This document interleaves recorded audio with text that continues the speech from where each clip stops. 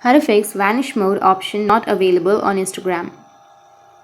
So if you want to fix the vanish mode option not available on your Instagram, then what you need to do is first you need to open up your Instagram application.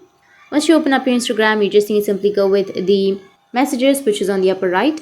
And for example, I'll be choosing a message or a chat. Now if you swipe right or upwards, then it will turn on your vanish mode. And if you again swipe up, then it will turn it off. Or you may have the vanish mode option on the options right here. You can simply go with the vanish mode. But if you don't have the vanish mode, then what you need to do is make sure that you've updated the application. So open up your Play Store. Once you open it up, go with search. Under search, you need to search for Instagram. Once you've searched, if you have any updates under your Instagram, just go and update it. Once you've updated, your problem might be fixed.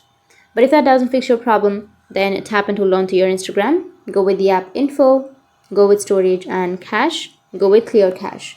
Once you cleared your cache, now you just need to simply go back and restart your device.